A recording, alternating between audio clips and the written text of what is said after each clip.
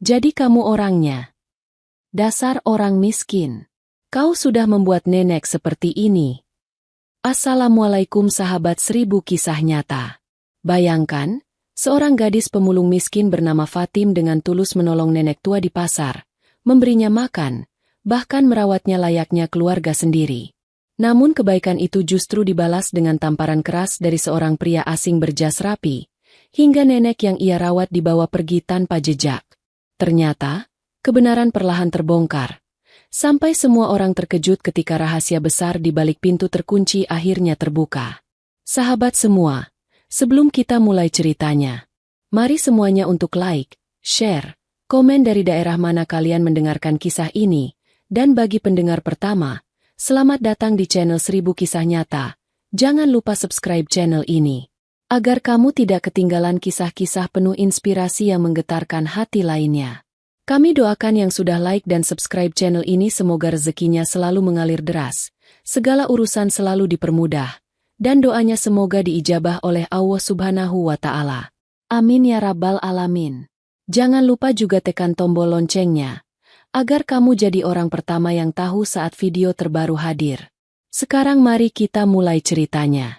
Pagi itu udara masih lembab, matahari baru naik setengah, dan pasar sudah ramai dengan suara riuh manusia.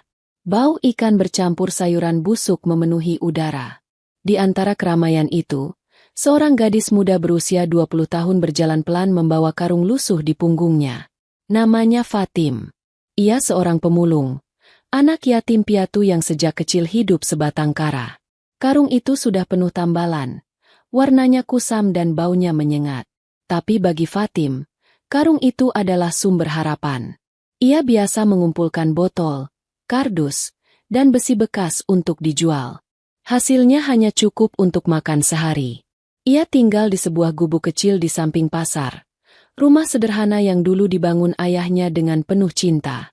Walaupun kecil, gubuk itu menyimpan kenangan bahagia saat orang tuanya masih hidup. Namun sejak keduanya meninggal karena tabrak lari ketika Fatim masih duduk di bangku sekolah dasar, kebahagiaan itu sirna. Sekolah pun ia tinggalkan, digantikan dengan kerja keras di jalanan. Hari itu seperti biasanya, Fatim berjalan menuju tempat sampah umum di ujung desa. Ia melewati pasar dekat rumahnya.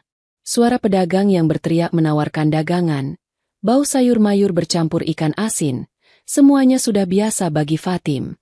Namun tujuannya bukan berbelanja. Ia melangkah menuju tempat sampah umum di ujung pasar. Di sana, para pemulung lain sudah sibuk mencari apa saja yang masih bernilai. Botol plastik, kardus bekas, besi karatan, semuanya dikumpulkan. Fatim pun ikut sibuk. Tangan kecilnya gesit memilah. Matanya jeli melihat apa yang bisa dimasukkan ke dalam karung. Meski keringat menetes deras, ia tetap bekerja penuh semangat. Bagi Fatim, setiap botol plastik berarti sebutir nasi untuk mengisi perutnya nanti. Waktu berputar cepat. Matahari sudah condong ke atas kepala. Biasanya di jam ini Fatim pulang sebentar, beristirahat, lalu makan seadanya sebelum kembali bekerja. Ia mengangkat karungnya yang sudah hampir penuh dan berjalan melewati pasar untuk menuju rumah. Namun langkahnya terhenti ketika melihat kerumunan orang. Banyak warga berdesakan. Suara gaduh terdengar. Rasa penasaran membuat Fatim mendekat. Karung besarnya diletakkan sebentar di tanah. Ia menyelinap di antara orang-orang yang bergumam kesal. Di balik kerumunan itu, ia melihat seorang nenek tua duduk meringkuk di samping tumpukan sampah sayuran busuk. Rambut nenek itu kusut. Wajahnya penuh debu, tubuhnya gemetar. Di tangannya ada sepotong roti yang hampir habis dimakan. Seorang pedagang wanita berdiri di depannya dengan wajah marah. Dasar pencuri. Roti daganganku kau curi seenaknya. Bentak si pedagang. Nenek itu hanya menunduk. Ketakutan. Suaranya tidak keluar. Hanya tangannya yang terus memegang roti sambil gemetar. Orang-orang mulai mencibir. Ada yang mendumal. Ada pula yang menertawakan. Awalnya Fatim ingin abai. Ia bisa saja berjalan terus. Pura-pura tidak melihat. Tapi rasa kasihan menekan hatinya lebih kuat. Ia melangkah maju, berdiri di hadapan si pedagang. Bu, jangan marah lagi. Saya yang bayar rotinya. Ucap Fatim pelan sambil merogoh saku bajunya, mengeluarkan uang receh hasil menjual rongsokan. Pedagang itu mendengus, meraih uang Fatim dengan kasar. Ya sudah, kalau begitu. Tapi ingat, jangan biarkan pencuri ini datang lagi. Katanya ketus sebelum pergi. Orang-orang pun bubar dengan mulut masih mengomel. Fatim kini hanya berdua dengan nenek itu. Ia jongkok, menatap wajah nenek yang lusuh. Nenek, kenapa mencuri? Itu tidak baik. Ucapnya lembut. Nenek tetap diam. Tatapannya kosong, tubuhnya lemah. Fatim mencoba lagi. Nenek siapa? Rumahnya di mana? Apa nenek punya keluarga? Namun tidak ada jawaban. Nenek hanya menunduk, kotor dan tampak sangat letih. Hati Fatim semakin teriris. Ia menghela napas, lalu berkata, Nenek, mau ikut saya? Di rumah memang kecil, tapi setidaknya ada tempat untuk duduk dan makan. Untuk pertama kalinya, nenek itu menoleh. Sorot matanya sayu, tapi ada sedikit cahaya yang membuat Fatim yakin ia mendengar. Fatim tersenyum tipis. Kalau begitu ayo, Nek. Namun nenek itu tidak bergerak, hanya menatap Fatim lama. Fatim memperhatikan kakinya yang tampak membiru, mungkin keseleo atau terluka saat dikejar pedagang tadi. Pantas saja nenek tidak bisa berdiri. Tanpa ragu, Fatim memutuskan meminjam gerobak seorang pedagang. Dengan hati-hati, ia membantu nenek naik ke atasnya. Karung rongsokannya pun ia letakkan di samping nenek. Lalu, dengan tenaga seadanya, Fatim mendorong gerobak itu melewati keramaian pasar, menuju gubuk kecilnya. Setiba di gubuk kecilnya, Fatim menurunkan nenek. Ia mempersilakan nenek duduk di kursi bambu reot. Dengan cepat, Fatim menjerang air untuk minum. Ia menghangatkan sayur sisa semalam, lalu menaruhnya di piring bersama nasi seadanya. Nek, makanlah. Maaf ya, hanya sederhana. Ucap Fatim sambil menyodorkan piring. Nenek itu memandang piring lama sekali. Lalu perlahan ia menyentuhnya dan mulai makan. Fatim tersenyum, merasa lega. Hari itu Fatim tidak kembali ke tempat sampah umum. Ia memilih tinggal di rumah, membersihkan nenek, memandikannya dengan air hangat, lalu menggantikan bajunya dengan pakaian lama peninggalan ibunya. Rambut nenek ia sisir pelan. Semua dilakukan dengan hati-hati, seolah ia sedang merawat ibunya sendiri. Malam pun tiba. Lampu minyak kecil menyala redup. Fatim duduk di lantai bambu, menatap nenek yang sudah tertidur di pojok rumah. Hatinya terasa hangat. Sudah lama ia tidak merasakan ada sosok yang menemaninya. Sejak orang tuanya meninggal, rumah itu selalu sepi. Kini, ada nenek yang hadir. Walaupun tidak banyak bicara, kehadirannya membuat Fatim merasa ia tidak lagi sendirian. Di luar, suara pasar mulai sepi. Hanya terdengar jangkrik dan gesekan daun pisang. Fatim menutup matanya. Tubuhnya lelah. Namun sebelum benar-benar terlelap, ia menatap sekali lagi ke arah nenek yang tidur dengan nafas teratur. Ada senyum tipis di wajah Fatim, senyum yang sudah lama hilang dari hidupnya. Malam itu, ia tidur dengan perasaan sedikit lebih tenang. Ia tidak tahu bahwa pertemuan sederhana di pasar tadi akan menjadi awal dari kejadian besar yang mengubah jalan hidupnya selamanya. Hari-hari setelah pertemuan itu terasa berbeda untuk Fatim. Biasanya ia hanya bangun sendiri, menyiapkan sarapan seadanya, lalu berangkat membawa karung ke pasar atau ke tempat sampah umum. Namun kini, setiap pagi ia melihat nenek itu duduk di kursi bambu depan rumah, menatap jalan kecil yang menuju pasar. Meski wajah nenek selalu diam, ada sesuatu yang membuat gubuk itu tidak lagi sepi. Fatim mulai terbiasa merawat nenek. Ia menyiapkan air hangat setiap pagi, membersihkan wajahnya, lalu menyisir rambut putihnya. Bajunya yang lusuh diganti dengan pakaian lama peninggalan ibunya. Meski sederhana, pakaian itu membuat nenek terlihat lebih terhormat. Setelah itu, Fatim akan pergi memulung, sementara nenek tinggal di rumah. Kadang ia menemukan nenek duduk termenung, kadang hanya menatap keluar, seakan menunggu sesuatu yang tidak pernah datang. Suatu sore, setelah lelah seharian mencari barang bekas, Fatim pulang dengan karung setengah penuh. Tubuhnya berpeluh, kakinya pegal, tapi wajahnya berbinar begitu melihat nenek duduk di kursi bambu itu. Seolah ada seseorang yang menunggunya pulang. Perasaan itu begitu baru baginya. Sejak kecil, ia selalu merasa sendirian. Kini, walau hanya seorang nenek bisu yang bahkan ia tidak tahu namanya, Fatim merasa punya keluarga lagi. "Assalamualaikum, Nek," sapa Fatim pelan. Nenek itu menoleh sebentar, tidak menjawab, hanya memandang. Tatapan itu membuat Fatim merasa diterima. Malam itu Fatim memasak nasi dengan sedikit sayur bening. Ia menyendokkan ke piring nenek lebih banyak dari piringnya sendiri. "Makanlah yang banyak, Nek. Saya sudah makan sedikit tadi di pasar," ucap Fatim sambil tersenyum. Ia berbohong kecil. Padahal perutnya masih lapar. Tapi ia ingin nenek kenyang. Nenek makan pelan. Tangannya gemetar. Namun ia mencoba menghabiskan makanan. Fatim duduk menemaninya, menceritakan hal-hal kecil dari pasar. "Tadi ada kucing hampir jatuh ke got, Nek. Untung ada anak kecil yang menolong." "Lucu sekali. Nenek tahu. Saya dulu juga pernah punya kucing. Namanya Bulu. Warnanya abu-abu. Bulunya tebal. Sayangnya hilang saat hujan besar." Fatim tertawa kecil. Lalu wajahnya meredup saat kenangan itu membuatnya ingat masa kecil bersama orang tuanya. Nenek mengangkat kepalanya sebentar, menatap Fatim lama. Tidak ada kata yang keluar, tapi di mata itu, Fatim merasa ada sesuatu yang dimengerti. Seakan nenek tahu rasa kehilangan yang selama ini ia simpan sendiri. Hari-hari berlalu. Waktu berjalan cepat. Fatim semakin dekat dengan nenek itu, meski nenek tidak pernah menyebutkan nama atau cerita tentang dirinya. Kadang Fatim bertanya, "Nenek berasal dari mana? Apa punya keluarga? Rumahnya di mana?" Tapi nenek hanya terdiam, lalu menunduk.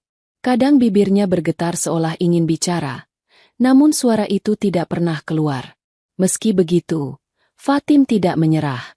Ia tetap bercerita setiap hari, tentang masa kecilnya, tentang gubuk kecil yang dibangun ayahnya, tentang ibunya yang pandai memasak, tentang cita-citanya dulu yang ingin menjadi guru. Setiap kali bercerita, ia melihat nenek mendengarkan dengan sungguh-sungguh. Tatapannya lembut, membuat Fatim merasa tidak sia-sia berbicara. 1 bulan berlalu dengan cepat. Kehadiran nenek membuat hari-hari Fatim lebih ringan. Ia tidak lagi pulang ke rumah kosong. Ia tidak lagi menangis diam-diam karena kesepian. Walaupun nenek itu tidak pernah bicara, ia adalah teman, sekaligus pengganti keluarga yang sudah lama hilang. Namun, di balik kehangatan itu, ada hal yang membuat hati Fatim sesekali gelisah. Ia beberapa kali merasa ada seseorang yang memperhatikannya dari jauh. Saat ia pulang membawa karung, ia seperti melihat bayangan di ujung gang, tapi saat menoleh, tidak ada siapa-siapa. Pernah juga ia mendengar suara langkah di malam hari, tapi saat keluar, hanya ada angin malam dan suara jangkrik. Fatim mencoba mengabaikannya. Mungkin hanya perasaan. Tapi entah mengapa, hatinya tidak tenang. Ia tidak ingin ada yang mengganggu nenek yang sudah ia rawat seperti keluarga sendiri. Hingga suatu siang yang panas, kejadian mengejutkan datang. Fatim ingin pulang sebentar dengan wajah lelah. Keringat menetes deras. Karung di punggungnya hanya terisi setengah. Namun langkahnya terhenti ketika ia melihat sesuatu di depan gubuk kecilnya. Deretan mobil mewah berwarna hitam berkilau berhenti di depan rumah. Mobil-mobil besar yang biasanya hanya ia lihat di jalan raya atau parkiran hotel. Dari dalam, keluar beberapa pria berbadan kekar, mengenakan jas rapi dengan kacamata hitam. Mereka berdiri tegak, seperti penjaga istana. Di kursi bambu tempat nenek biasa duduk, terlihat seorang pria berjas biru terang berdiri. Rambutnya disisir rapi, jam tangannya berkilau mahal, sepatunya mengilap. Wajahnya tegas. Matanya tajam. Ia sedang berbicara pada nenek dengan nada keras. Nenek hanya menunduk, tidak bersuara. Tubuhnya tampak gemetar. Fatim tertegun. Ia merasakan jantungnya berdegup kencang. Karung yang ia bawa jatuh begitu saja ke tanah. Dengan langkah gemetar, ia mendekat.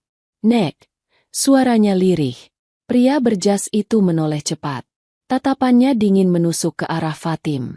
"Jadi kamu orangnya?" katanya dengan suara penuh amarah. Fatim bingung, tidak mengerti. Ia hanya berdiri terpaku.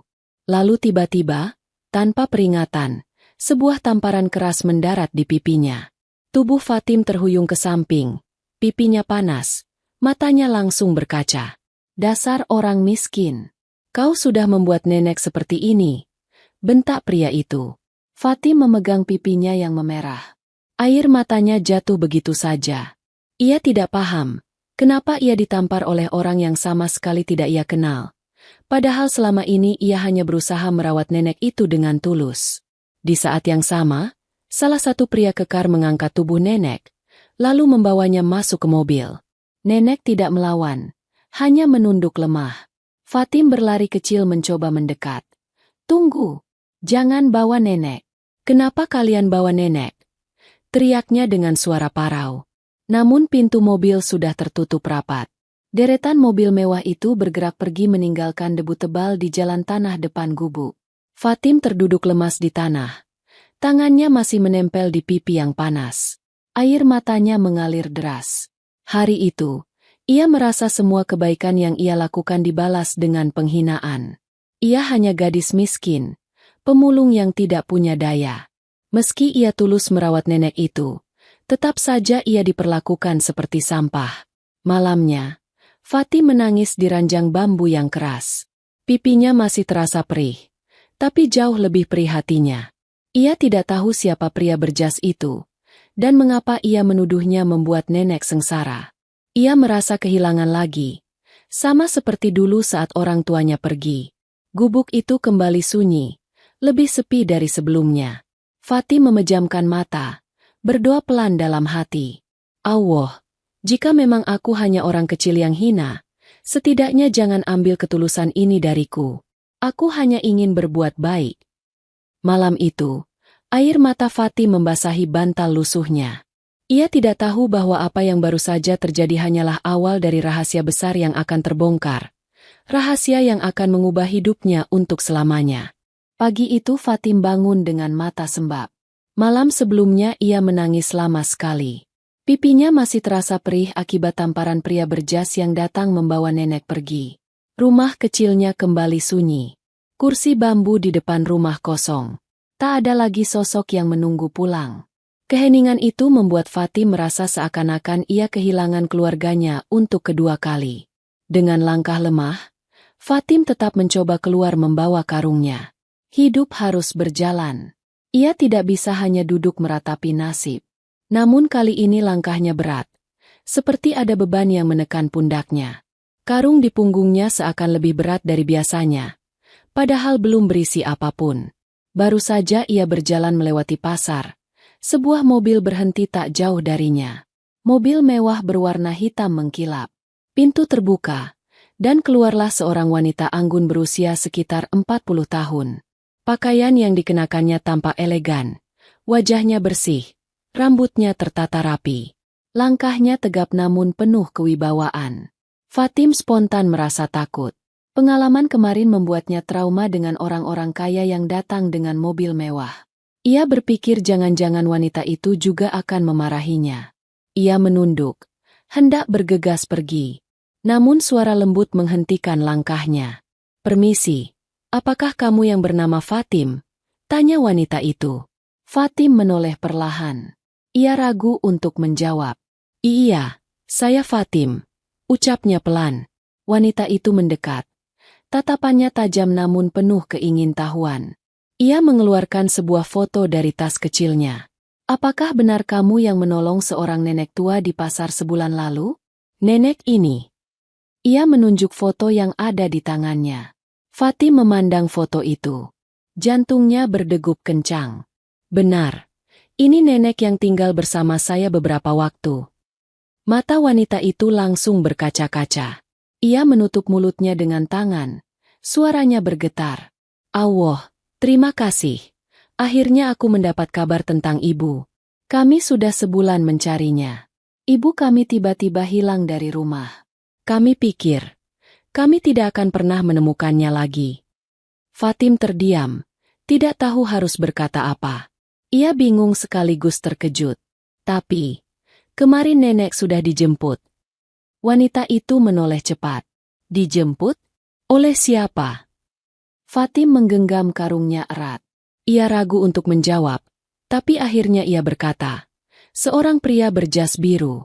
Dia datang dengan mobil-mobil besar, lalu membawa nenek pergi. Saya bahkan ditampar olehnya. Wanita itu tercengang. Pria berjas biru. Suaranya meninggi. Kamu tahu siapa dia? Fatim menggeleng pelan. Tidak, saya tidak kenal. Tapi di bawah matanya ada tahi lalat kecil. Wanita itu menatap kosong sejenak, lalu menggeleng. Tidak ada anggota keluarga kami yang seperti itu. Astagfirullah. Kalau begitu, siapa sebenarnya orang itu? Air matanya jatuh. Ia menatap Fatim dengan penuh harap. Tolong, bisakah kamu ikut denganku? Aku ingin kamu menceritakan semuanya di rumah. Keluargaku sudah lama khawatir. Kami benar-benar kehilangan ibu. Dan dari ceritamu, ibu ternyata masih hidup, tapi sekarang entah di mana. Fatim bingung. Ia takut. Tapi melihat kesungguhan wanita itu, ia akhirnya mengangguk. Baik, Bu. Saya ikut. Wanita itu tersenyum tipis. Terima kasih. Oh ya, namaku Anggun. Kamu bisa memanggilku Bu Anggun. Mereka pun naik ke mobil. Bagi Fatim, ini pertama kalinya ia duduk di dalam mobil mewah. Kursinya empuk. AC dingin menusuk kulit. Ia merasa canggung, menunduk sepanjang jalan. Dari balik kaca mobil, ia melihat jalan yang biasa ia lalui dengan karung di punggung. Kini ia melintas dengan cara yang sangat berbeda. Perjalanan cukup jauh, hingga akhirnya mereka tiba di sebuah rumah besar. Gerbangnya tinggi, cat putih bersih, halaman luas dengan taman indah. Fatim terbelalak. Nyaris tidak percaya ada rumah sebesar ini. Baginya, rumah itu seperti istana. Begitu masuk, beberapa orang keluarga menyambut Bu Anggun dengan wajah cemas. Bagaimana? Ada kabar? Tanya mereka hampir bersamaan. Bu Anggun mengangguk sambil menarik Fatim maju. Ada. Anak ini yang menemukan ibu. Ia yang merawat ibu selama sebulan. Semua orang terkejut. Mereka menatap Fatim penuh rasa ingin tahu. Fatim gugup. Tangannya berkeringat. Ia menunduk dalam-dalam. Di rumah besar itu, Fatim duduk di ruang tamu. Keluarga berkumpul. Satu persatu wajah mereka diperlihatkan padanya. Bu Anggun lalu meminta Fatim menceritakan semuanya dari awal. Dengan suara bergetar, Fatim bercerita tentang saat ia melihat nenek dipermalukan di pasar karena sepotong roti, bagaimana ia menolong dengan uangnya sendiri, membawanya pulang, merawatnya, hingga nenek itu tinggal bersamanya. Ia juga menceritakan bagaimana pria berjas biru tiba-tiba datang, menuduhnya, lalu menamparnya, dan akhirnya membawa nenek pergi dengan paksa. Semua orang terdiam mendengar cerita itu. Wajah mereka berubah-ubah antara terkejut, sedih, dan marah. Berarti, ibu masih hidup, tapi sekarang dibawa entah oleh siapa, ucap salah satu anggota keluarga. Bu Anggun bertanya lembut. Fatim, coba perhatikan baik-baik. Apakah ada di antara keluarga ini yang sama dengan pria yang menjemput ibu dari rumahmu kemarin? Fatim menatap mereka satu persatu. Dadanya berdebar. Namun setelah lama melihat, ia menggeleng pelan. Tidak ada, Bu. Wajah pria itu tidak ada di sini. Keluarga saling pandang.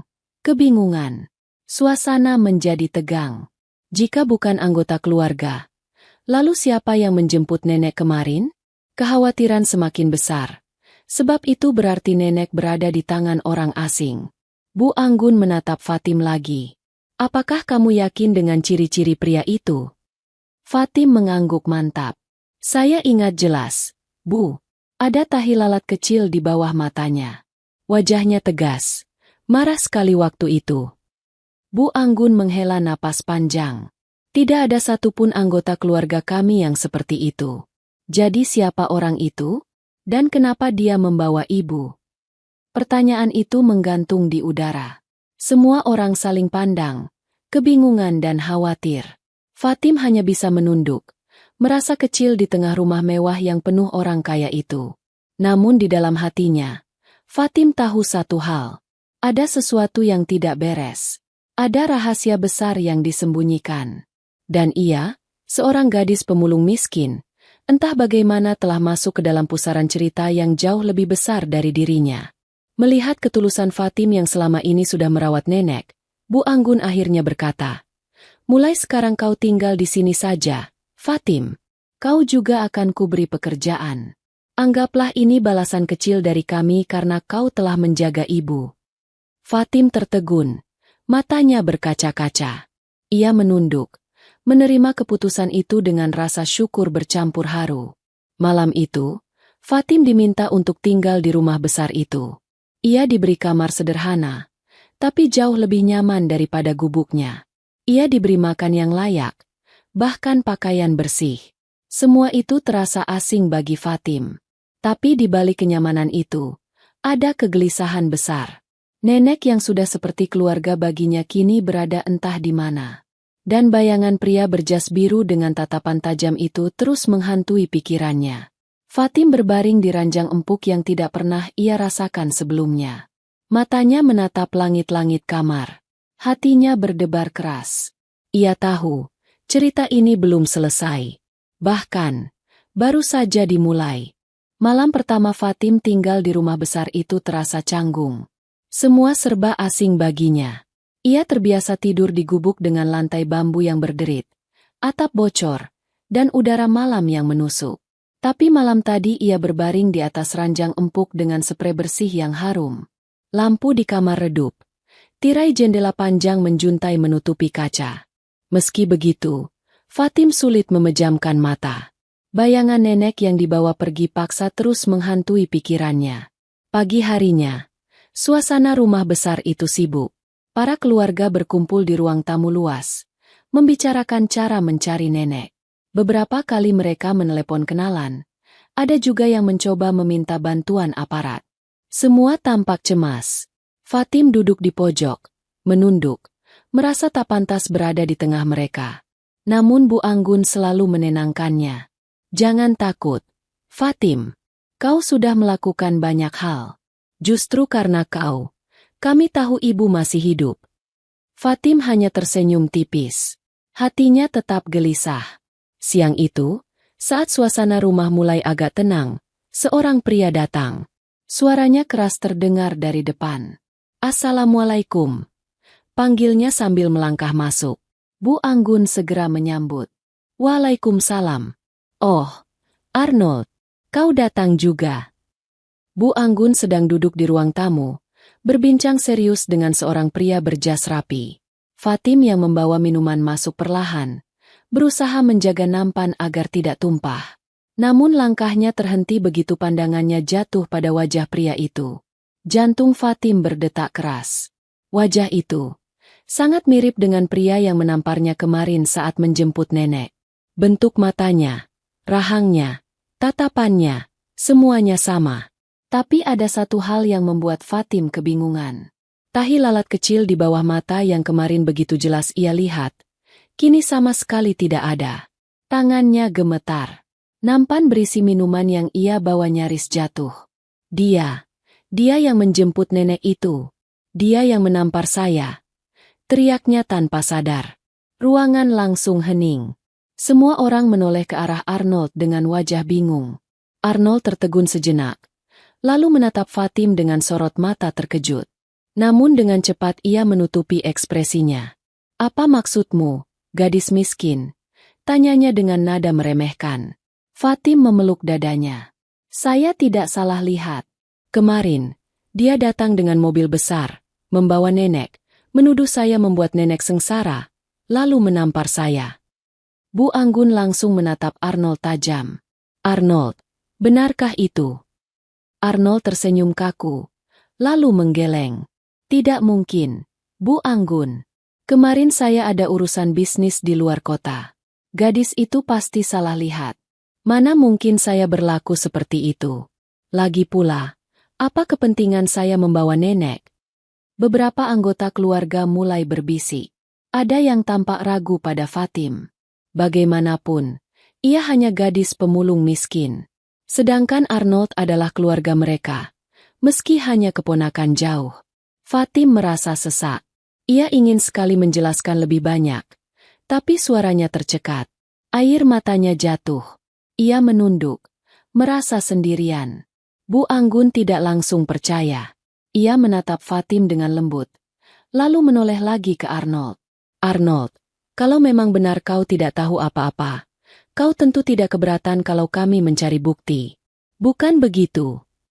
Arnold tersenyum tipis. Tentu saja, Bu Anggun. Silakan. Saya tidak menyembunyikan apapun. Namun tatapan matanya sempat melirik ke arah Fatim dengan dingin. Sorot yang membuat Fatim merinding, seolah mengatakan, "Jangan coba-coba menghalangi aku." Malam harinya, suasana rumah besar itu mulai tenang. Anggota keluarga lain sudah masuk ke kamar masing-masing. Di ruang kecil samping taman, Bu Anggun memanggil Fatim duduk bersamanya. Lampu temaram membuat percakapan terasa lebih dalam. "Fatim," suara Bu Anggun lembut. "Aku ingin kau jujur. Kau bilang kemarin ada pria berjas biru yang menamparmu dan membawa ibu pergi. Setelah kau lihat hari ini, apakah kau yakin pria itu adalah Arnold?" Fatim terdiam. Ingatan tentang tamparan itu kembali. Wajah yang marah, suara kerasnya, dan tahi lalat kecil di bawah mata. Namun tadi sore, ketika ia melihat Arnold langsung, tahi lalat itu tidak ada. Dengan suara pelan dan ragu, Fatim berkata, "Wajahnya mirip sekali, Bu." Sorot matanya sama, cara menatapnya sama, tapi ada yang berbeda. Kemarin saya jelas melihat ada tahi lalat di bawah matanya. Tapi Arnold, tidak ada. Bu Anggun menunduk lama, menarik napas berat. Itu yang membuatku bingung. Tidak ada seorang pun di keluarga yang memiliki ciri seperti yang kau sebutkan. Jika memang wajahnya mirip, bisa saja. Ia berhenti sejenak. Arnold sengaja menyamar. Fatim menoleh dengan mata melebar. Hatinya makin gelisah, tapi dalam diam ia tahu, dari semua firasatnya, bahwa kebenaran tentang nenek ada hubungannya dengan Arnold. Malam itu, Fatim tidak bisa tidur. Kata-kata Bu Anggun terus terngiang di telinganya. Dan di dadanya, janji semakin kuat. Apapun risikonya, ia akan mencari kebenaran. Malam itu, Bu Anggun tidak bisa tidur. Perkataan Fatim tentang pria berjas biru yang menamparnya dan membawa nenek pergi masih berputar-putar di kepalanya. Ciri yang Fatim sebutkan jelas. Ada tahi lalat kecil di bawah mata. Tapi anehnya, Arnold yang dituduh Fatim tidak punya ciri-ciri itu. Semakin dipikirkan, semakin besar kegelisahannya. Hingga akhirnya, keesokan hari, ia memutuskan untuk mencari kepastian sendiri. Ia mengajak Fatim menemaninya. "Kita akan pergi ke rumah Arnold," ucap Bu Anggun di dalam mobil. Tatapannya lurus ke depan. Suaranya tegas namun penuh beban. "Aku ingin kau melihatnya langsung. Fatim, katakan dengan jujur nanti, apakah dia orang yang sama dengan yang menjemput ibu?" Fatim menunduk. Jantungnya berdegup cepat. Ia takut. Bayangan tamparan itu masih terasa sakit di pipinya. Tapi ia juga ingin kebenaran. "Baik, Bu. Saya akan berusaha jujur." Perjalanan terasa panjang. Jalanan kota yang sibuk, deretan mobil, dan suara klakson tak membuat Fatim tenang. Tangannya berkeringat. Matanya hanya menatap karung kosong di pangkuannya, seolah itu satu-satunya pegangan yang ia punya. Akhirnya, mereka tiba di rumah Arnold. Rumah itu besar dan mewah, meski tidak sebesar rumah keluarga Bu Anggun. Pagar besi tinggi menjulang, taman depan terawat rapi, dan bangunannya tampak modern. Bagi Fatim, rumah itu sudah seperti istana. Seorang pembantu membuka pintu, lalu mempersilakan masuk. Bau harum ruangan langsung menyergap, membuat Fatim makin canggung. Ia berjalan pelan di belakang Bu Anggun. Langkahnya hati-hati di lantai marmer yang licin. Di ruang tamu, Arnold sudah duduk menunggu. Ia mengenakan kemeja putih dan celana bahan hitam, sederhana tapi tetap rapi. Senyum tipis terukir di wajahnya. Ia berdiri, menyambut dengan ramah. "Selamat datang, Bu Anggun." Sungguh kejutan Anda datang kemari. Ada hal penting yang ingin dibicarakan. Tanyanya dengan suara tenang. Bu Anggun balas tersenyum tipis, meski tatapannya penuh selidik. Ya, Arnold, ada yang perlu kita bicarakan. Arnold mempersilakan duduk. Ia menoleh sebentar pada Fatim, seolah hanya sekilas. Dan, gadis ini, tanyanya datar. Namanya Fatim. Jawab Bu Anggun. Kau sudah bertemu dengannya kemarin kan? Dia yang menolong ibu waktu ditemukan di pasar. Selama sebulan terakhir, ibu tinggal bersamanya. Arnold mengangguk perlahan. Senyumnya tidak berubah. Begitu, ya. Luar biasa sekali gadis kecil itu bisa merawat ibu. Suasana ruangan hening sesaat. Fatim merasa dadanya sesak. Wajah itu, ia begitu mirip dengan pria yang menamparnya hari itu. Bentuk mata, tatapan tajam, rahang yang keras. Semua sama. Fatim menahan napas. Tangannya dingin. Namun ada satu hal yang membuatnya bingung. Kemarin, ia melihat jelas ada tahi lalat di bawah mata pria itu. Sekarang, di wajah Arnold, tahi lalat itu tidak ada. Bersik. Fatim hampir jatuh karena gemetar. Ia buru-buru mengalihkan tatapannya saat Arnold menatap balik ke arahnya. Matanya membesar, wajahnya pucat.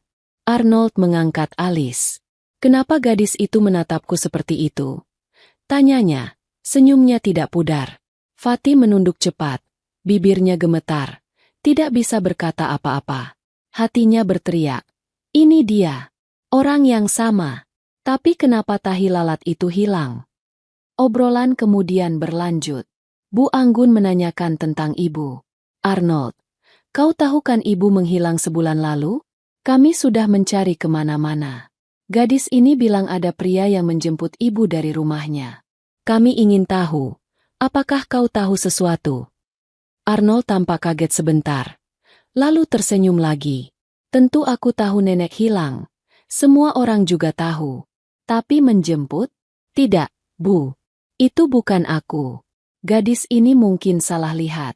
Wajah orang bisa mirip. Lagi pula, ciri-ciri yang dia sebutkan semalam tidak cocok denganku, bukan? Bu Anggun menatapnya tajam. Itu benar. Gadis ini bilang ada tahi lalat di bawah mata pria itu. Tapi aku lihat, kau tidak punya tahi lalat. Arnold tersenyum lebih lebar. Nah, bukankah itu jelas kalau aku bukan orangnya? Aku ikut prihatin, tapi aku tidak mungkin melakukan hal itu. Fatim menggenggam lututnya erat. Air matanya nyaris jatuh. Ia ingin berteriak bahwa tahi lalat itu bisa saja palsu. Ia yakin matanya tidak salah. Tapi suaranya tercekat. Lidahnya terasa keluh. Obrolan berlanjut beberapa saat dengan basa-basi. Arnold tetap bersikap ramah, pura-pura peduli. Namun Fatim bisa merasakan sorot matanya berbeda setiap kali menoleh.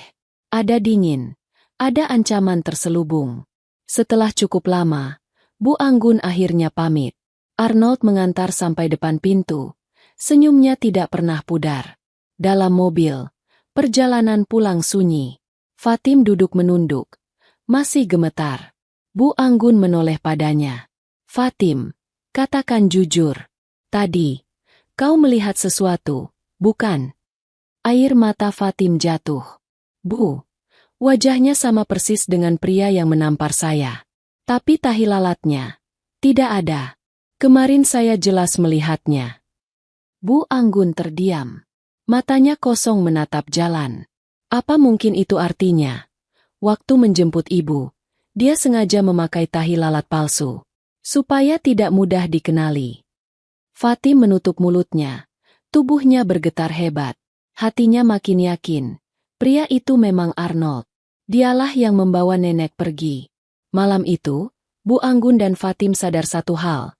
Mereka berhadapan dengan lawan yang licik, yang pandai menutupi jejak. Dan kebenaran tentang keberadaan nenek semakin jelas. Ada di balik kedok seorang pria bernama Arnold.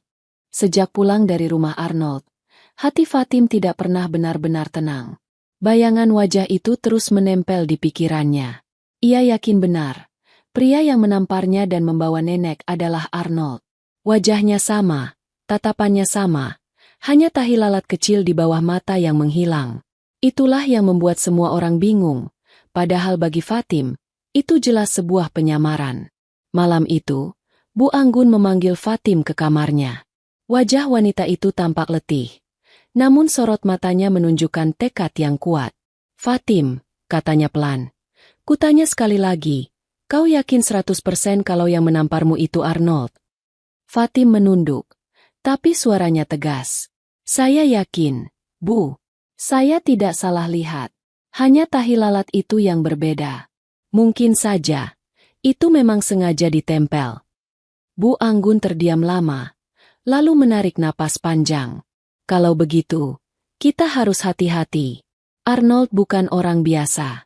Dia licik, dan aku tahu dia punya ambisi besar pada harta keluarga. Padahal, secara darah, dia tidak punya hak.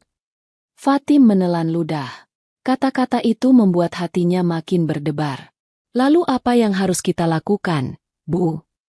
Untuk sekarang, jangan bicara pada siapapun dulu, jawab Bu Anggun. Kita perlu bukti. Tanpa itu, keluarga akan tetap percaya pada wajah ramah Arnold, bukan pada cerita seorang gadis sepertimu. Fatim terdiam. Ia tahu itu benar. Baginya, kata-kata orang miskin sering dianggap angin lalu.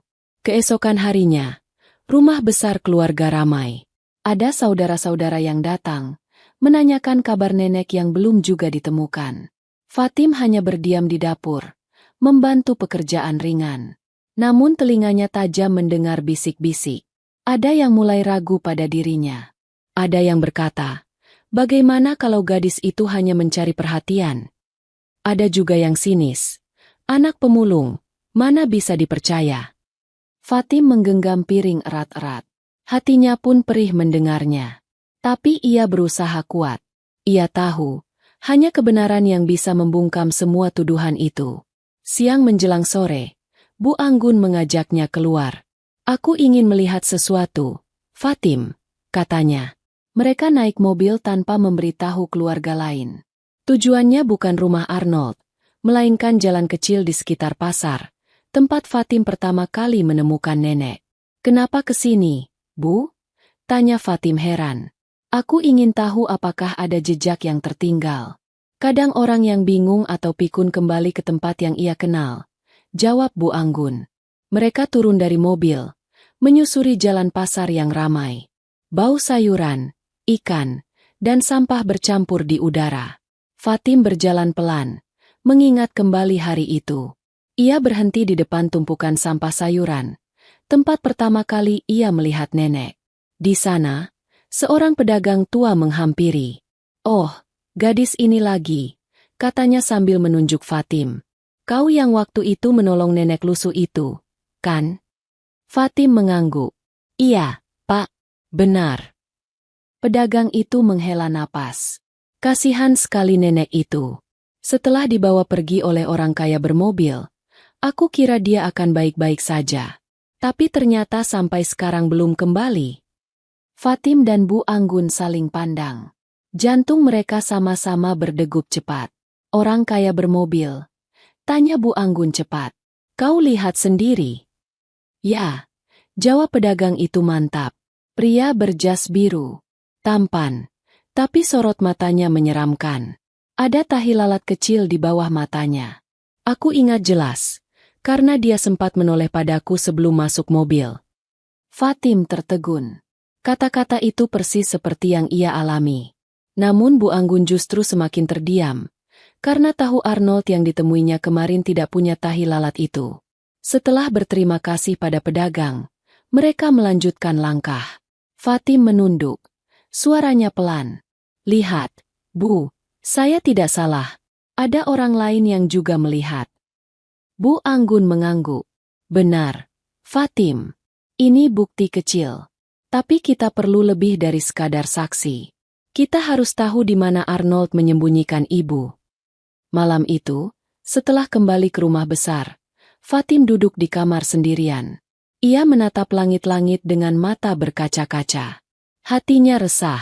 Jika benar Arnold yang membawa nenek, mengapa ia melakukan itu? Apa tujuannya? Dari balik jendela, Fatim melihat bulan menggantung pucat. Bayangan mobil mewah yang membawa nenek masih jelas dalam ingatannya.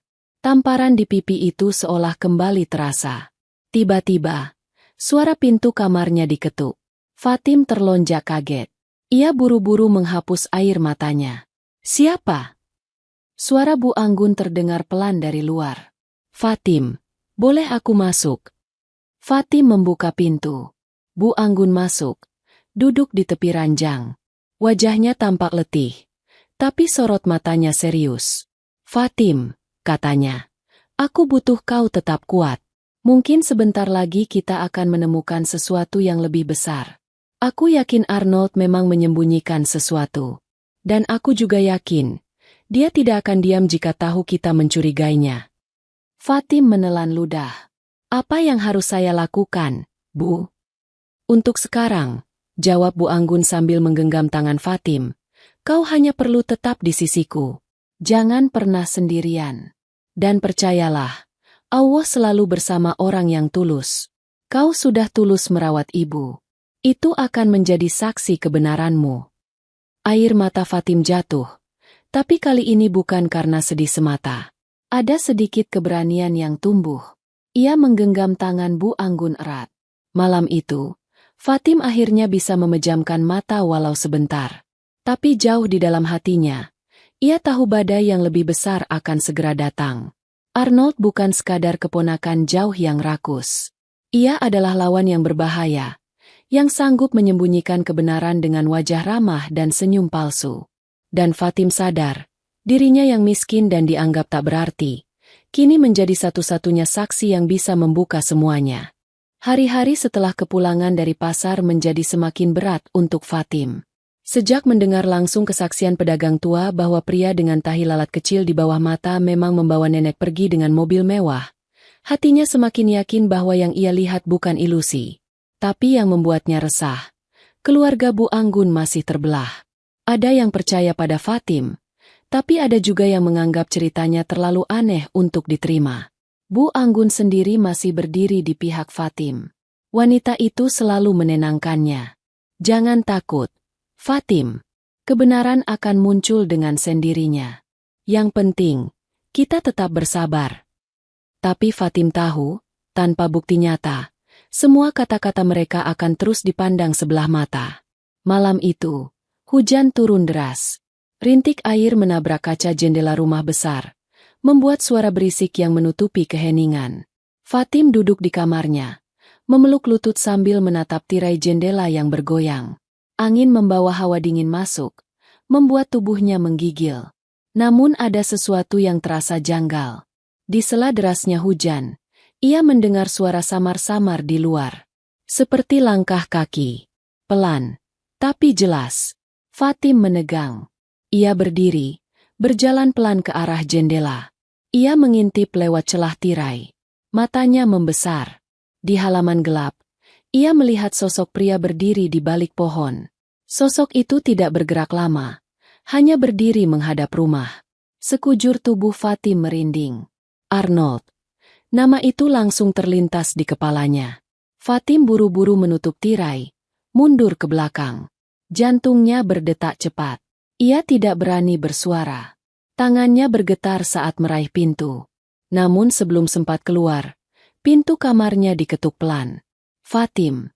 Suara Bu Anggun terdengar dari luar. Fatim membuka pintu dengan wajah pucat.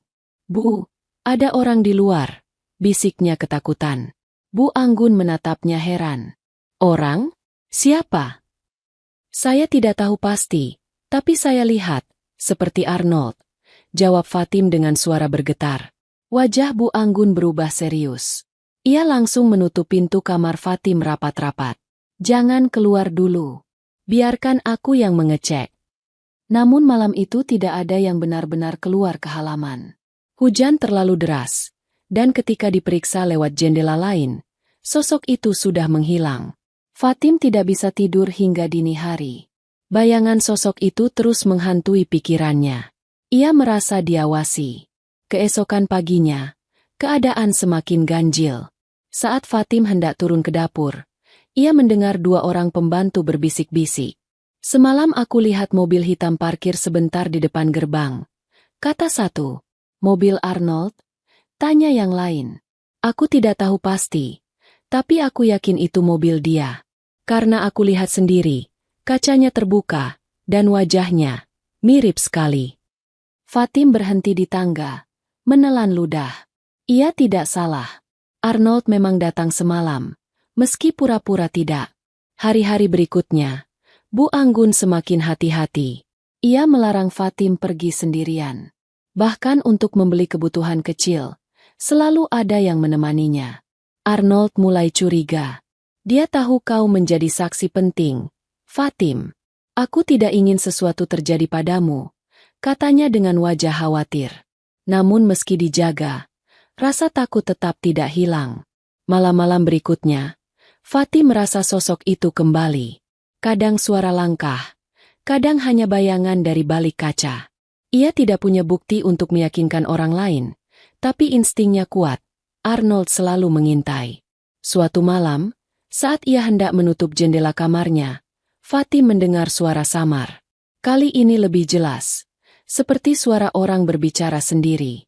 Ia mendekat, berusaha menangkap kata-kata di sela suara hujan gerimis. Semua ini akan jadi milikku. Suara itu berat dan pelan. Fatim terlonjak, mundur cepat. Tubuhnya gemetar. Air matanya hampir jatuh. Ia yakin suara itu milik Arnold. Tapi ia hanya bisa menutup mulut dengan tangan. Takut orang di luar sadar ia mendengar. Keesokan harinya, ia bercerita pada Bu Anggun dengan suara gemetar. Bu, semalam saya dengar suara Arnold. Dia bilang, semuanya akan jadi miliknya. Bu Anggun terdiam, wajahnya tegang. Itu artinya benar. Dia mengincar harta keluarga. Dan ibu, mungkin ditahannya agar ia bisa menguasai segalanya. Fatim menutup wajahnya dengan kedua tangan. Air matanya jatuh. Bu, saya takut. Kalau benar nenek ada di tangannya, bagaimana nasib nenek sekarang? Bu Anggun menggenggam tangan Fatim erat. Tenang. Kita akan cari cara. Tapi satu hal yang harus kau tahu, Fatim, jangan pernah menunjukkan ketakutanmu di depan Arnold. Dia akan semakin berani kalau tahu kau lemah. Kata-kata itu menancap di hati Fatim. Ia mencoba menguatkan diri. Tapi di dalam dadanya, ketakutan tetap menggerogoti. Malam demi malam berlalu. Bayangan Arnold seperti tidak pernah hilang dari sekitar rumah. Seakan ia ingin menunjukkan bahwa kapanpun ia bisa masuk, kapanpun ia bisa mengambil apa yang ia mau. Fatim sadar, waktu mereka tidak banyak. Jika tidak segera bertindak, nenek bisa hilang untuk selamanya. Dan malam itu, sebelum tidur, ia berdoa lirih menyebut nama Allah. Ya Allah, lindungilah nenek, lindungilah Bu Anggun, dan beri aku kekuatan. Aku hanya gadis miskin, tapi aku ingin kebenaran ini terbongkar. Air matanya jatuh, membasahi bantal.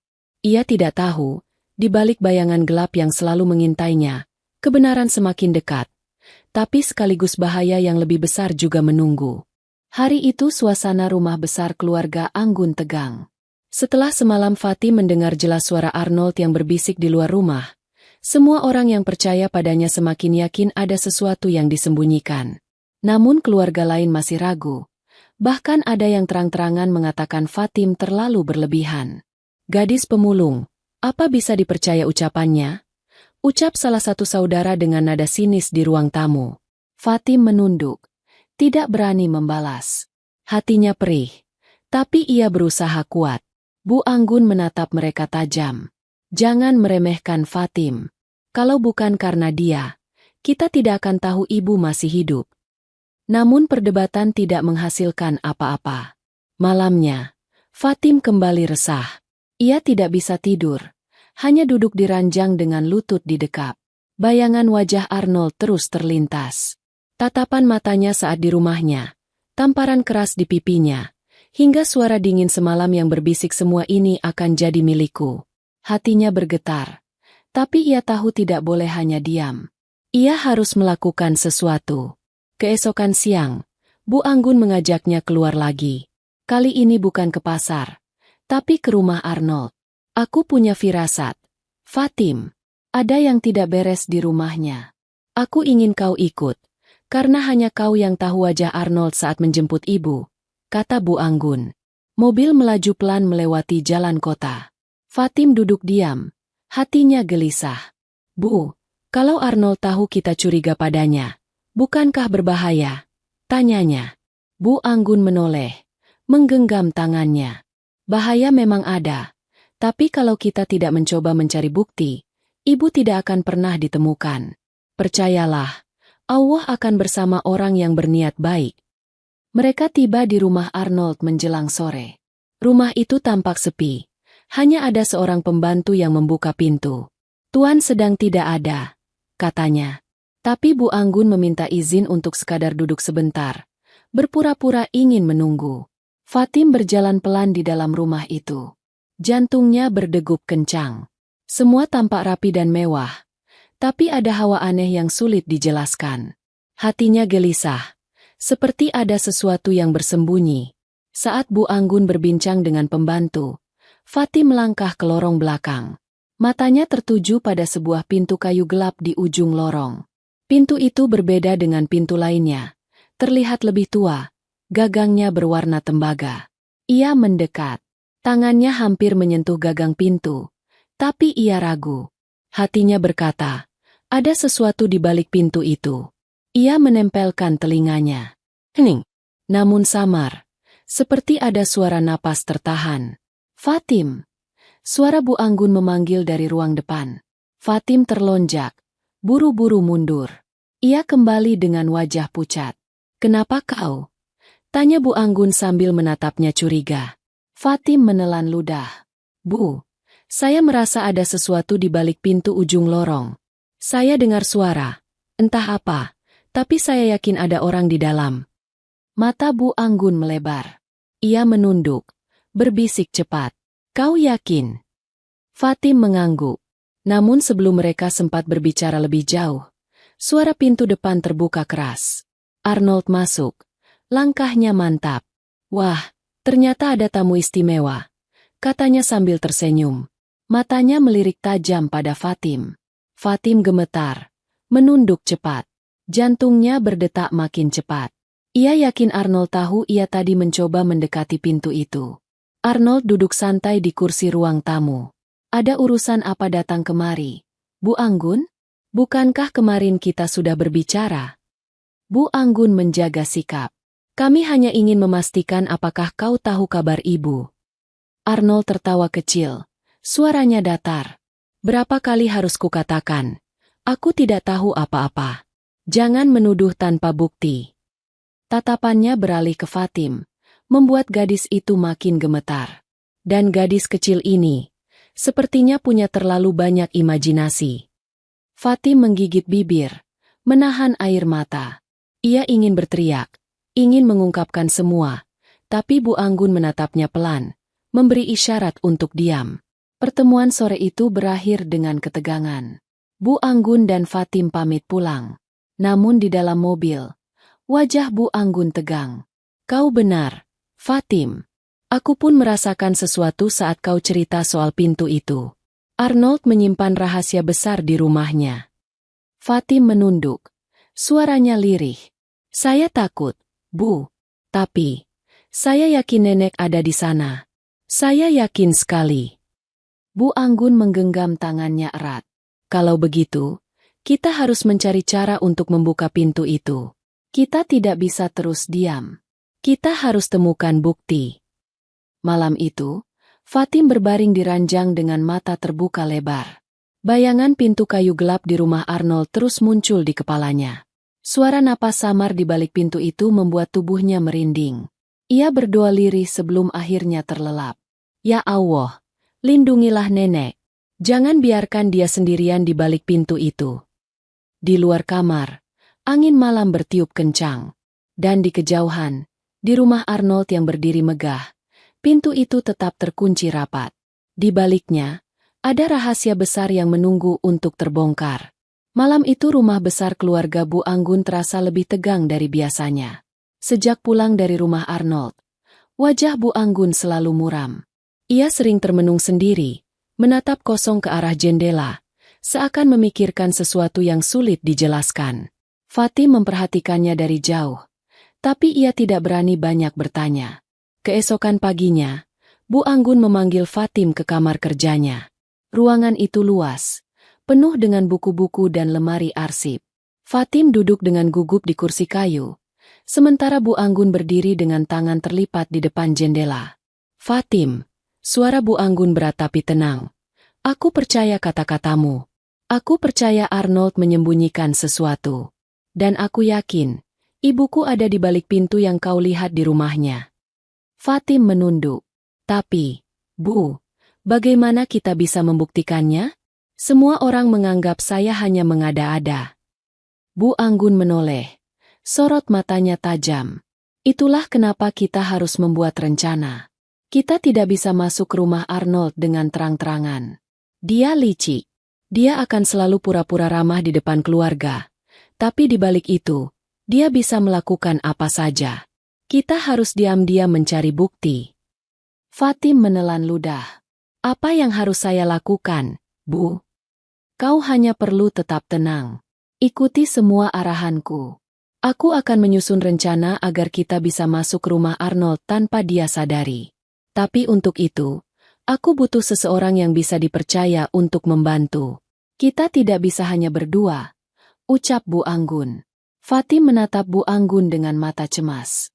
"Apakah kita bisa menemukan orang seperti itu?" Bu Anggun mengangguk pelan. "Aku punya kenalan lama, seorang sopir yang pernah bekerja di rumah keluarga kami. Orangnya jujur dan berani. Aku yakin dia bisa membantu." Hari itu juga, Bu Anggun memanggil pria itu. Namanya Pak Dharma, berusia 50 tahun. Rambutnya mulai memutih. Tubuhnya agak kurus tapi matanya tajam. Ia datang dengan pakaian sederhana. Begitu masuk ruang tamu, ia langsung memberi salam hormat pada Bu Anggun. "Bu, saya dengar ibu butuh bantuan," katanya dengan suara berat namun tulus. Bu Anggun mengangguk. "Ya, Dharma. Aku butuh bantuanmu untuk sesuatu yang sangat penting. Tapi aku harap kau bisa menyimpannya rapat-rapat. Bahkan keluarga pun tidak boleh tahu." Pak Dharma menatap serius. "Kalau untuk ibu, saya siap. Katakan saja." Bu Anggun lalu menceritakan semuanya. Mulai dari nenek yang hilang, bagaimana Fatim menemukannya, hingga kejadian saat Arnold menjemput dengan penyamaran tahi lalat palsu. Pak Dharma mendengarkan dengan wajah tegang. Sesekali mengangguk. "Kalau benar begitu," katanya akhirnya, "Arnold memang berbahaya. Kita harus hati-hati. Tapi saya setuju. Satu-satunya cara adalah masuk rumahnya dan membuka pintu itu. Di sana pasti ada jawaban." Fatim menggenggam ujung bajunya erat-erat. Ia takut, tapi sekaligus merasa sedikit lega karena kini ada orang lain yang percaya padanya. Malam itu mereka mulai menyusun rencana. Bu Anggun akan berpura-pura mengadakan pertemuan keluarga, agar Arnold sibuk di tempat lain.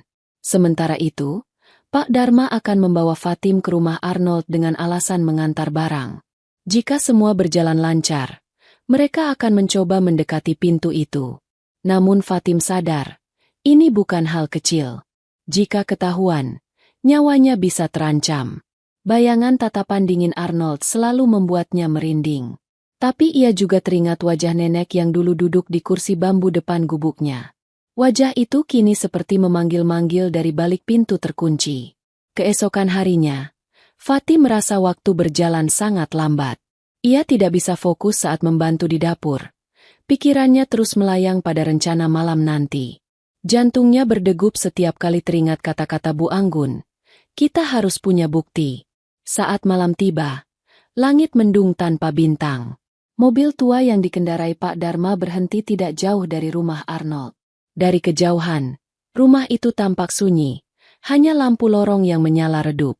Fatim duduk di kursi belakang, tangannya dingin. Ia memeluk karung kecil yang dibawanya, seolah benda itu bisa melindungi dirinya. Bu Anggun menoleh dari kursi depan. "Kau siap, Fatim?" Fatim mengangguk pelan. "Insya Allah, saya siap, Bu." Pak Dharma tersenyum tipis. "Tenang saja. Kita hanya mengintip sedikit. Kalau ada bahaya, kita langsung mundur. Mereka turun perlahan, menyelinap lewat sisi rumah yang gelap. Angin malam berhembus membawa aroma tanah basah. Fatim berjalan pelan. Langkahnya hampir tak terdengar. Hatinya berdegup lebih cepat dari biasanya. Akhirnya mereka sampai di lorong belakang. Pintu kayu gelap itu berdiri di ujung, masih sama seperti yang dilihat Fatim sebelumnya. Gagang tembaganya berkilat terkena cahaya lampu temaram. Fatim menahan napas. Tubuhnya gemetar. Itu dia, Bu, bisiknya. Bu Anggun dan Pak Dharma saling pandang. Mereka mendekat perlahan. Pak Dharma mencoba gagang pintu. Terkunci. Ia merogoh kantong, mengeluarkan alat kecil. Kebetulan saya masih ingat cara membuka kunci lama, katanya pelan. Fatim menatap dengan jantung hampir berhenti. Setiap detik terasa panjang. Lalu, terdengar suara klik. Pintu itu terbuka sedikit. Mereka bertiga menahan napas. Suasana lorong begitu sunyi. Hanya terdengar suara darah yang berdetak di telinga. Bu Anggun mendorong pintu perlahan. Dari celah pintu yang terbuka, tercium aroma apek bercampur lembab. Fatim merasakan bulu kuduknya berdiri. Samar-samar, dari dalam terdengar suara kursi bergeser, dan napas pelan seorang tua. Fatim menutup mulutnya dengan tangan. Air matanya jatuh. Itu nenek, bisiknya. Namun sebelum pintu terbuka sepenuhnya, tiba-tiba suara langkah berat terdengar dari arah lorong depan. Suara sepatu kulit menghentak lantai. Mereka bertiga membeku. Fatim menoleh dengan mata melebar. Dari ujung lorong, suara itu semakin mendekat. Lorong rumah Arnold malam itu mencekam. Pintu kamar gelap yang baru saja berhasil dibuka sedikit, kini terhenti. Dari ujung lorong terdengar langkah berat. Semakin dekat. Suara hentakan sepatu kulit itu membuat jantung Fatim hampir berhenti. Pak Dharma memberi isyarat dengan jari di bibir, meminta mereka diam. Bu Anggun menggenggam tangan Fatim erat, seolah memberi kekuatan. Cahaya lampu temaram menyorot, dan sesosok pria muncul dari ujung lorong. Arnold, senyumnya tipis, matanya dingin menusuk. Aku sudah menduga, katanya pelan, suaranya berat. Cepat atau lambat, kalian akan mencoba membuka pintu itu. Fatim mundur selangkah, tubuhnya gemetar. Air matanya hampir jatuh. Arnold berjalan pelan ke arah mereka. Kedua tangannya masuk ke saku celana. Arnold, suara Bu Anggun tegas. Apa yang kau sembunyikan di balik pintu ini? Katakan jujur. Kalau ibu ada di dalam, keluarkan dia sekarang juga. Arnold tertawa kecil. Nada suaranya mengejek. Kau terlalu percaya pada cerita seorang gadis pemulung. Apa kau yakin nenekmu ada di sini? Fatim menatapnya dengan berani meski tubuhnya gemetar. Saya yakin. Saya pernah melihat dengan mata kepala saya sendiri. Andalah yang menampar saya, lalu membawa nenek pergi. Saya ingat jelas, ada tahi lalat kecil di bawah mata Anda waktu itu. Arnold mendekat, berhenti tepat di depan Fatim. Tatapannya tajam menusuk, membuat napas Fatim tercekat. Ia mengangkat wajahnya, lalu dengan tenang berkata, tahi lalat kecil.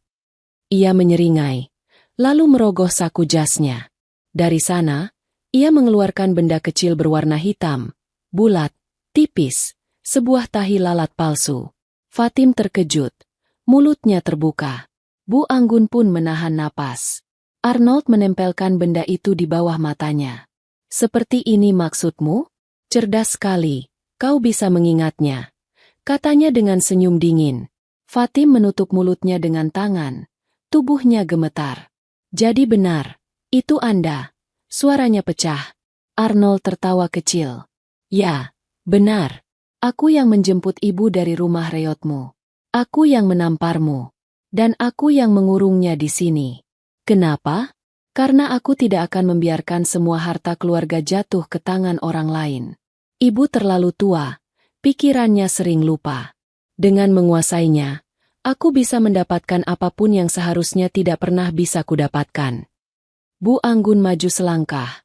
Wajahnya memerah karena marah. Arnold, kau keponakanku. Tapi tega berbuat sejahat ini? Ibu itu nenekmu sendiri. Bagaimana bisa kau memperlakukannya seperti tawanan? Arnold menoleh santai. Karena hanya itu jalannya. Kau tidak pernah tahu bagaimana rasanya hidup sebagai anak tiri yang tidak dianggap. Semua harta ini, semua kekuasaan ini, harusnya juga menjadi milikku. Dan aku tidak akan diam sampai aku mendapatkannya. Pak Dharma maju, suaranya lantang. Kau salah, Arnold. Kau tidak berhak mengambil dengan cara kotor. Cepat buka pintu itu.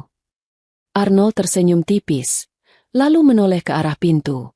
Pintu ini? Silakan. Kalau kalian ingin melihat sendiri. Ia mengeluarkan kunci dari sakunya, melemparkannya ke lantai. Bunyi kering logam bergema di lorong. Buka saja. Dengan tangan gemetar, Bu Anggun meraih kunci itu. Ia memasukkannya ke lubang kunci, lalu memutar perlahan. Suara klik terdengar jelas. Pintu itu terbuka perlahan, menampakkan ruangan gelap di dalamnya. Fatim menahan napas. Bau lembab menyergap begitu pintu terbuka. Dan di sudut ruangan, di kursi kayu, duduk seorang wanita tua dengan rambut kusut dan tubuh kurus. Matanya kosong menatap lantai, bibirnya gemetar pelan.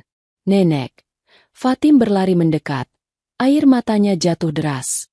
Ia berlutut di samping kursi, memegang tangan nenek itu yang dingin. Nenek. Ini Fatim. Saya di sini. Bu Anggun menutup mulutnya dengan tangan. Air matanya jatuh deras. Ibu. Nenek itu menoleh perlahan. Matanya sayu. Samar-samar. Ia tersenyum kecil melihat Fatim. Kau, gadis itu. Suaranya lemah, nyaris tak terdengar. Fatim menangis semakin keras. Ya, Nek. Saya. Maafkan saya terlambat. Arnold berdiri di pintu. Wajahnya tanpa penyesalan. Sekarang kau tahu, bukan? Aku yang menyembunyikannya. Kalau kalian ingin membawanya, silakan. Tapi ingat, aku tidak akan berhenti. Semua harta ini pada akhirnya akan jadi milikku. Pak Dharma menatapnya dengan marah. Kau akan membayar perbuatanmu ini, Arnold. Aku bersumpah, semua keluarga akan tahu kebenaran ini.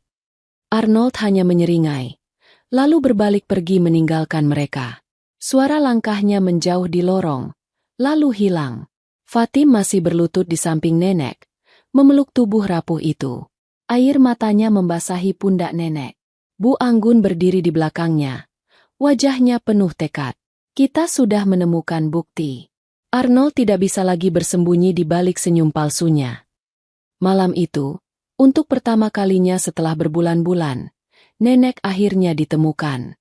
Walau lemah, ia masih hidup. Dan berkat ketulusan Fatim, kebenaran akhirnya terbongkar. Namun di balik semua itu, Fatim sadar perjalanan belum selesai. Arnold tidak akan berhenti begitu saja. Tapi malam itu, satu hal sudah pasti. Rahasia pintu gelap telah terbuka, dan kebenaran akhirnya terungkap. Cerita selesai. Sahabat semuanya, dari kisah Fatim kita belajar bahwa ketulusan hati seorang gadis miskin bisa membuka tabir kebenaran yang bahkan ditutupi oleh orang kaya berkuasa. Walau hinaan dan tamparan ia terima, pada akhirnya, kesabaran dan keikhlasanlah yang menjadi penolong sejati. Semoga kita bisa mengambil hikmah dari kisah ini. Jangan lupa tinggalkan komentar, like, share, dan tentu saja subscribe channel ini agar tidak ketinggalan kisah inspiratif berikutnya. Wassalamualaikum warahmatullahi wabarakatuh.